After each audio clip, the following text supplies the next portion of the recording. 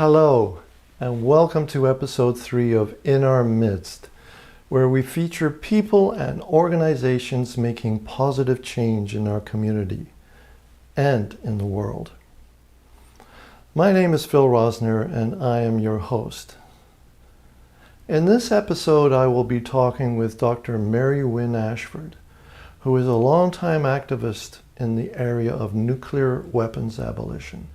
It was a fateful evening in 1984 when she attended a speech at the University of Victoria, which featured Australian physician, author, and longtime anti-nuclear advocate Dr. Helen Caldicott.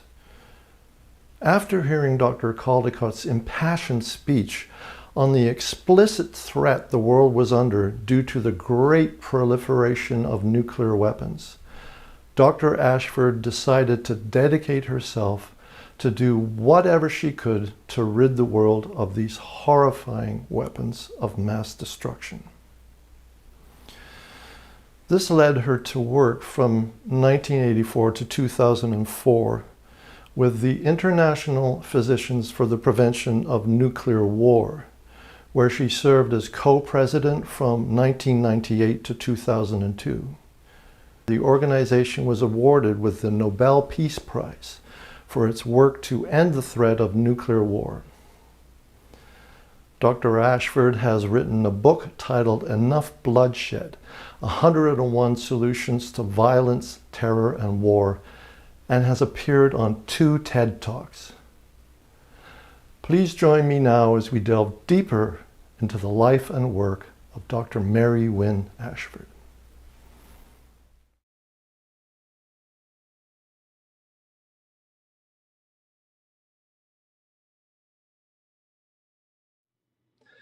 Hello, Dr. Ashford. Thank you so much for joining us today. Hello, and thank you. Dr. Ashford, I wonder if we could maybe start by having you tell us a little bit about your past, where you were born and raised, etc. Sure. I was born in Saskatchewan, but it was in just at the beginning of the war. So my dad got stationed to Edmonton, and we moved there.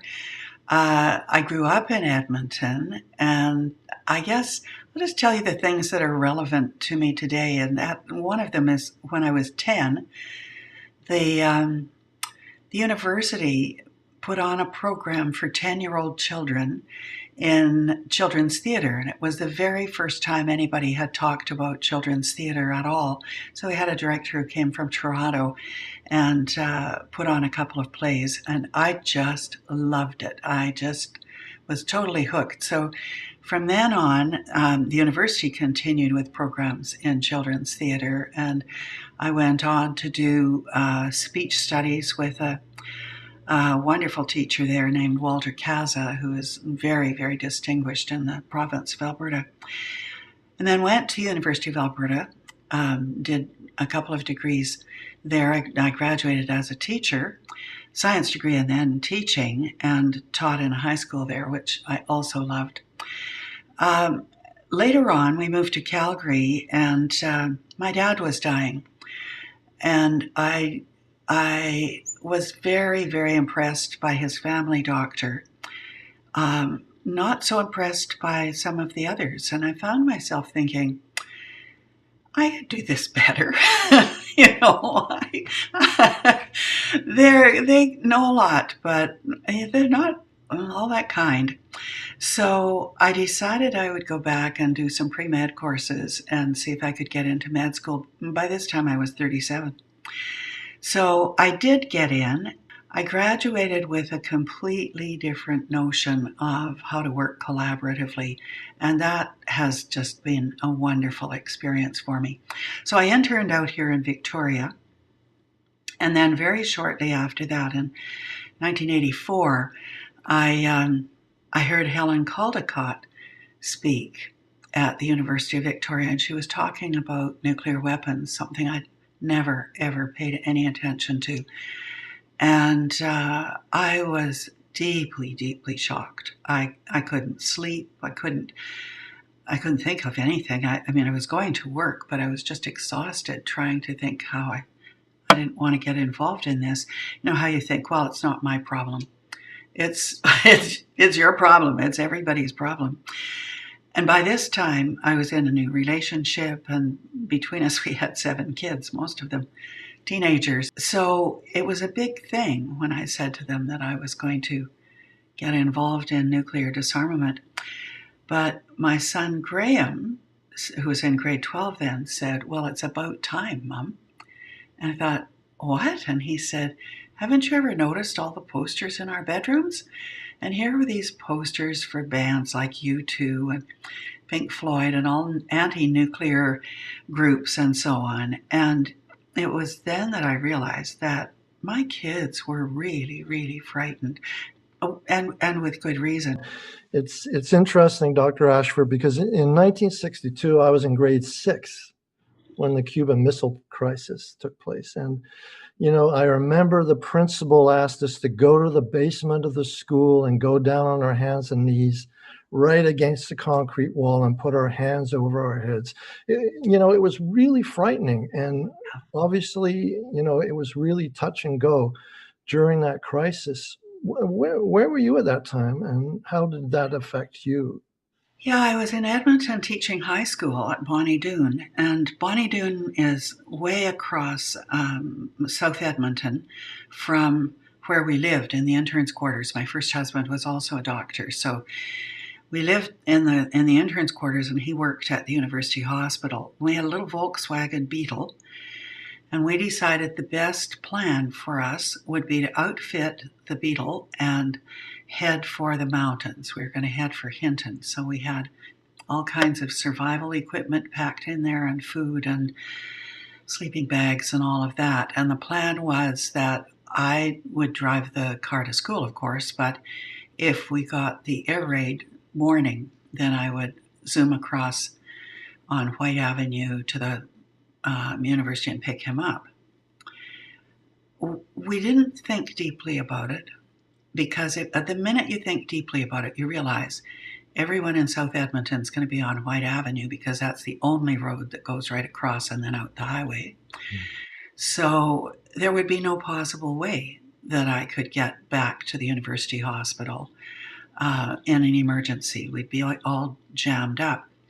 My father was one of the leaders of civil defense at that time, and his plan, the civil defense plan, was that they would have volunteers all along the highway handing out soup. And I said, Dad, nobody's going to volunteer, first of all, but nobody's going to stop for soup. They want to get out of that city because it's got an air base. But in a way it was denial, in a way it was terror, and it was very justified terror. But on the other hand, you can't face everything that is going to go wrong. Because it's paralyzing. Right. Yeah. So back to 1984 and seeing Dr. Caldecott and the effect that she had on you with her speech. Please, could you now outline kind of the path that you ended up taking that brought you into the apex of working for nuclear weapons abolition? Yeah. I guess the crisis was after the third night of not sleeping and still working in the office. In the middle of the night, I actually thought, I wonder if there is a God, and if there's a reason that I'm here right now, with all of the education and experience that I've got. I mean, a teacher, a doctor, a parent with experience in public speaking. Did that mean that I had to do something? And half of me was saying, you can't, you're too busy and you can't take on anything, and all those reasons that I couldn't.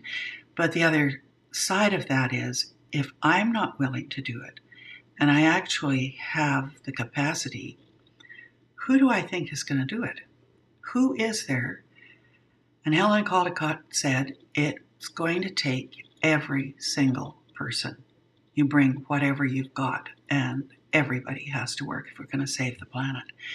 So that was when the next morning I told the kids and Russell, and Russell then told me, Russell was from Edinburgh, and he told me about when he graduated from med school and finished his internship, he was then drafted and went to the South Pacific on the HMS Warrior, observing the hydrogen bomb tests in the Pacific. And he was so deeply shocked, he never ever talked about it. And he said, if you take this on, I'll look after everything at home when you're gone, when you're having to do whatever. And otherwise I couldn't have done all the stuff that I did, because he looked after my 3 kids and his own, whichever one currently was coming to stay with us. So the first thing I did was I called up another doctor, Eleanor Powell, who was in charge of the local physicians group, and said, okay, so I'm ready to do something. What should I do? And she said, nobody knows what to do. If you see something that looks promising, then do it. And if you're asked to speak, don't ever say no. So that's good advice. It's pretty clear. And I've also thought, I knew of women being active in this. And so in my office, this woman came in. She had long hair and a long skirt, flowered skirt, and army boots. And I said to her, are you in the peace movement? And she said, yeah, of course. And I said, well, I'd like to do something about nuclear weapons. And she said, great. There's a meeting of Voice of Women on Wednesday night at 7 o'clock. My house gave me her address. So I went there, and as a result, I was in 2 different parts of the movement. One was the women's side, and the other was the physicians. But at the international level, most of the doctors involved were men, because the women, if they were physicians, couldn't manage a family and IPPNW and their jobs. So at IPPNW, I was usually the only woman. I went as an observer on the board for a while, and then as the Canadian rep and the North American rep. So there I was seeing kind of the man's approach to nuclear disarmament.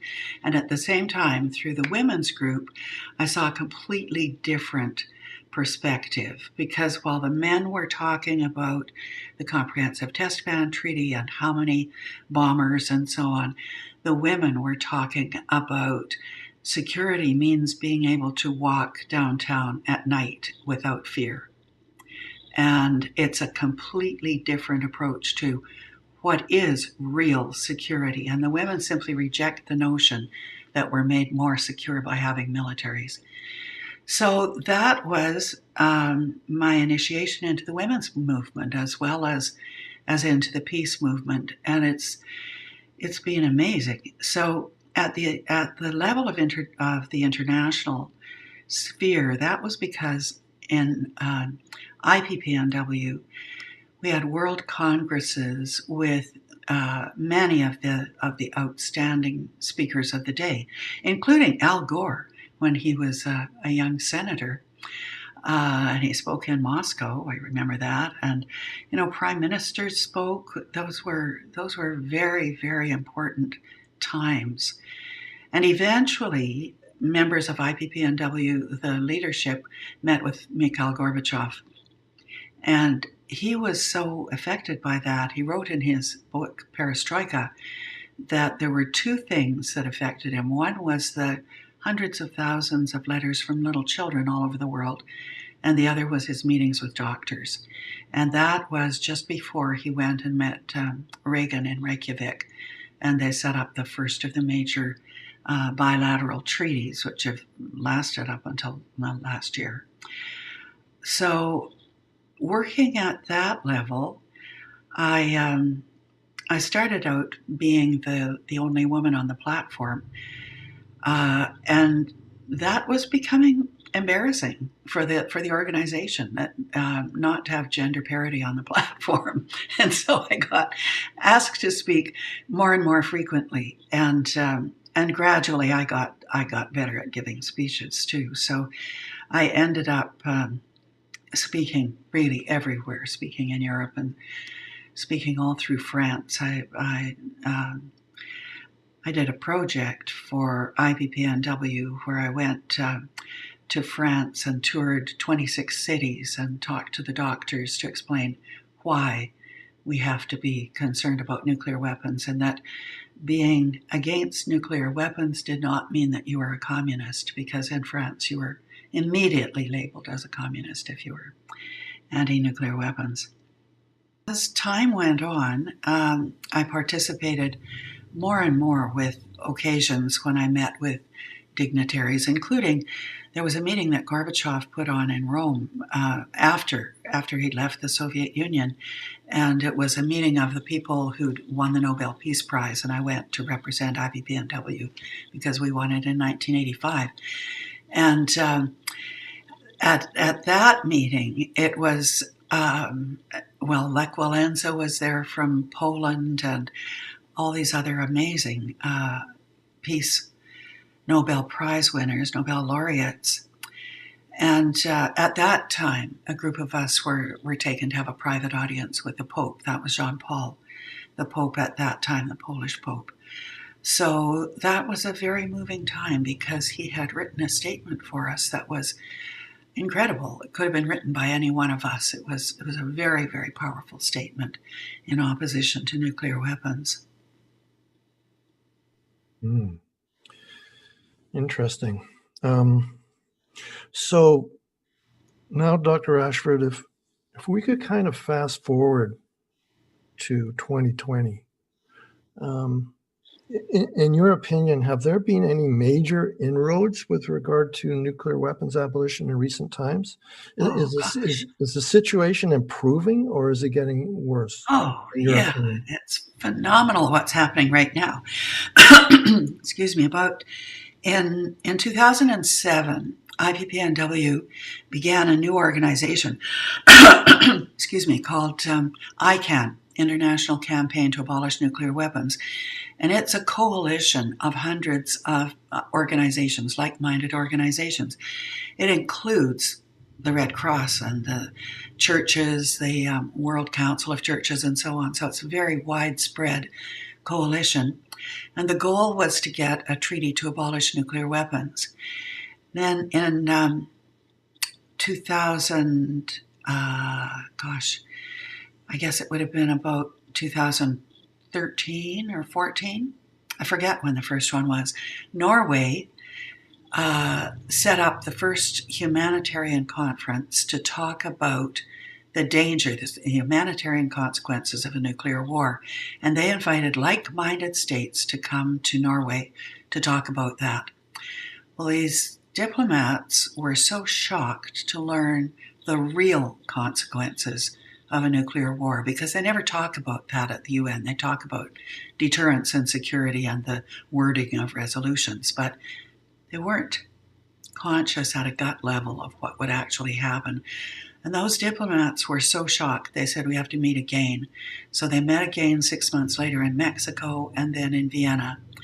And then in Vienna, Austria said, we will take this to the General Assembly. So that was a massive step from having a civil society organization pressing for this and working with these governments, working really tightly with them, presenting expert opinion in a whole variety of fields, and really a collaboration that bore fruit. Then to get it to the UN, and eventually the treaty came forward, and the UN approved it by 122 countries, but then they had to each take it back to their own country before it could be signed and ratified, but they approved of the wording of the treaty. So then in 2017, ICAN won the Nobel Peace Prize for bringing that treaty to the UN. The situation now is that the treaty has been signed and ratified by 47 countries. When it's 50 countries, in other words, 3 more ratified signatures, it becomes international law. And that means that those 50 countries are bound by the law that says that they can't build or store or transport or sell or facilitate or host or threaten or use, obviously, nuclear weapons.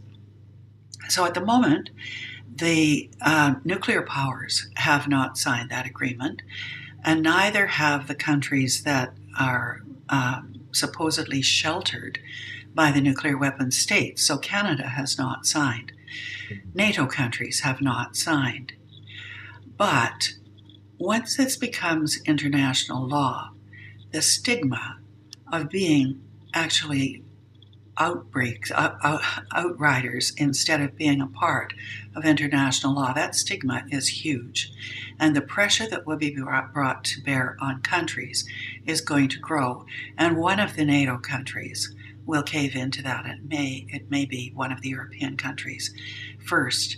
It should have been Canada. We should already have signed it. We used to be known as the honest broker at the UN, and we've been really, really important players in nuclear disarmament talks for decades. So now it's a great shame that we're not there in that group of the first countries. We can sign it, of course, after it comes into effect. You can then accede to it. But there's a certain prestige in being in the first 50 signatories. So we really need to send letters to the Prime Minister. We need to send letters to the Prime Minister and say, get on with it. The vast, vast majority of Canadians and the vast majority of people all over the world want abolition of nuclear weapons. There's absolutely no question. Every country is over 85% of the population in favor of the abolishing of nuclear weapons. So the governments need to get behind that at last. With regards to this whole situation, do you have any final thoughts, Dr. Ashford? I mean, what would you suggest, for instance, to the younger generation that they could do? Yeah. What do you consider is the most effective way, like anybody, what we could do to pick up the torch and kind of continue this campaign? A really important thing is to recognize that the weaponization of the world, the militarization of the world, has terrible consequences for climate change.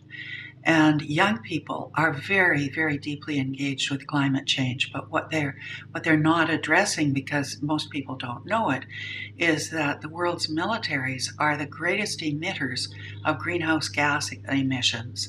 They're the greatest users of petroleum in the world, and their emissions are not subject to the Intergovernmental Panel on Climate Change. They don't have to report them.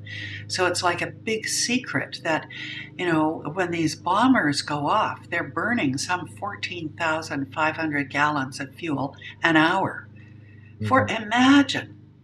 So one bomber in a test flight is using as much petroleum as the ordinary motorist in a year.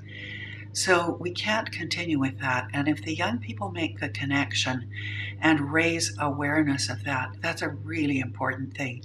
They don't need guidance to be told, write letters, march, get placards. They are just full of brilliant, creative ideas, and they will pick this up. They are making the connections now with militarism and climate change, and we're starting to see various areas, especially in Canada, where young people are taking up this torch. For the rest of us, I say it's same old, same old. Talk to everybody you know, get them all to write letters to the Prime Minister. Right. And we used to say, don't worry about whether you address him as Right Honourable or whatever. We voted these people into service. And so you can write to him as Dear Justin if you want to, but at least write to him and say, I am totally, utterly opposed to nuclear weapons. I want Canada to be a leader. Please sign the ban treaty. Really simple message. There was a woman in Saskatoon. Let me finish off with this. There was a woman in Saskatoon who used to do something I loved. She would phone up Prime Minister Mulroney at that time and say to the secretary, could I speak to the Prime Minister, please? And the secretary would say, well, I'm very sorry, but he's busy at the moment. Could I take a message? And she said, yes, do. Tell him that this is Joanna Miller from Saskatoon, and I want him to work on the Comprehensive Test Ban Treaty. And the secretary would say, fine, thank you very much, Mrs. Miller. And then the next week, Joanna would phone back again. I'd like to speak to the Prime Minister, please. Well, you can be sure that they laughed about those phone calls that the secretary did tell the Prime Minister just because it was such a lovely, creative thing. Perseverance. Perseverance and Yes, humor. Yeah, exactly. all of it counts. Great. Okay. Well, thank you so much for joining us today, Dr. Ashford. We so appreciate it. It's been lovely. Thanks very much, Phil. Thank you. Thank you for joining us for this episode of In Our Midst. We would love to hear from you. If you would like to contact us with an idea for a guest for our show, please email us directly at inourmidst@shaw.ca. Thank you so much.